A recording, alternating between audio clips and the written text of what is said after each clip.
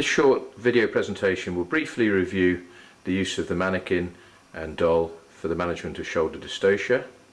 In particular, we want to demonstrate the internal rotatory manoeuvres which seem to cause much confusion in workstations. Remember that in teaching this workstation, we're trying to demonstrate that shoulder dystocia is a bony impaction of the anterior shoulder against the back of the symphysis pubis. During the workstation, it's important to try and mimic shoulder dystocia by raising the doll so that the anterior shoulder truly impacts against the back of the symphysis. This will give the student the impression, at least, that there is a bony disproportion. The first manoeuvre results in an increase in available pelvic diameters. This is nicely demonstrated using the McRoberts manoeuvre to hyperflex the hips. Notice that during hyperflexion the sacral promontory moves backwards, thereby increasing the available pelvic diameters. Great care should be taken when demonstrating this manoeuvre, as it can lead to damage to the pelvic mannequin. We would suggest that this is only demonstrated once. Other manoeuvres will lead to narrowing of the bisacromial diameter and adduction of the shoulders in front of the baby. Manoeuvres such as suprapubic pressure from behind the baby lead to this successful narrowing. The third method that you can demonstrate is shown here, where suprapubic pressure from behind the baby's shoulder leads to rotation of the shoulders into the oblique diameter. Hopefully in that position the shoulders will slip out from under the symphysis and the baby can be delivered. We can now demonstrate this with the doll in the pelvis.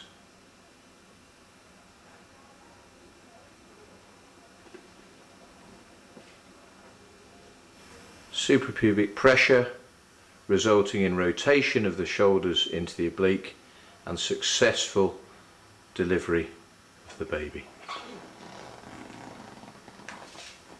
We're going to finish by demonstrating the most difficult manoeuvres. These are the internal rotatory manoeuvres and have often led to confusion during the workstations. This video is supported by a leaflet available on the website. It's important that you encourage your candidate to enter the pelvis by inserting the fingers at either 5 o'clock or 7 o'clock. In this case, in an LOT position, the fingers are inserted through the introitus at 5 o'clock. There, the fingers are angled sharply upwards so that the fingertips lie on the posterior aspect of the anterior shoulder. Pressure is applied with the fingertips to the posterior aspect of the anterior shoulder, trying to rotate the shoulders into an oblique diameter. If this is successful, the fingers should be removed and an attempt made to deliver the baby. In this case, pressure on the posterior aspect of the anterior shoulder has been unsuccessful and the baby has not rotated into the oblique diameter. In this LOT position, keep the fingers of the right hand where they were already placed.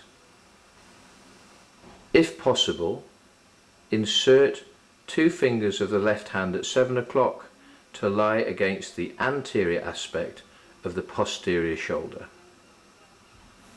This is adding wood screw manoeuvre to the Rubin 2 manoeuvre and hopefully achieving rotation in the same direction. If rotation into the oblique occurs, both hands should be removed and an attempt made to deliver the baby.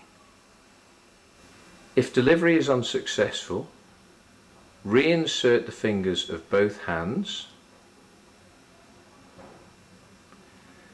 and continue the rotation through 180 degrees. During the manoeuvre, you will likely have to remove your hands and replace them in a slightly different position to complete the 180 degree rotation. Screw manoeuvre frees the shoulder from under the symphysis pubis, and rotation allows the baby to screw down with the anterior shoulder delivering. If there is no rotation whatsoever with the addition of wood screw manoeuvre, firstly remove the fingers of the left hand, then slide the fingertips of your right hand down to lie against the posterior aspect of the posterior shoulder. Finally, by exerting pressure on the posterior shoulder, you may achieve rotation of these shoulders into the oblique. In that position, it is worth an attempt at delivery.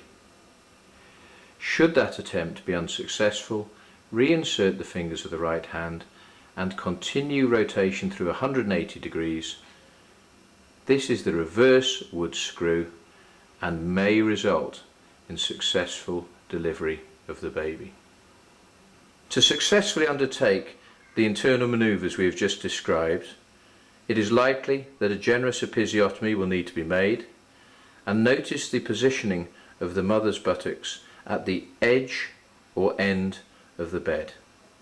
By encouraging your candidate to kneel in front of the patient, it makes it much easier to insert the fingers from behind and below the fetal head.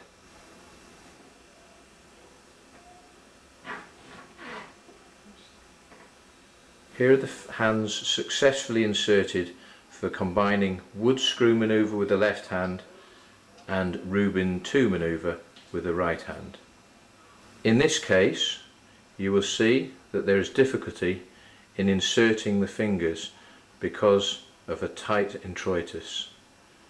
In this case, abandon wood screw manoeuvre and move straight on to a reverse wood screw manoeuvre, rotating the baby in the opposite direction.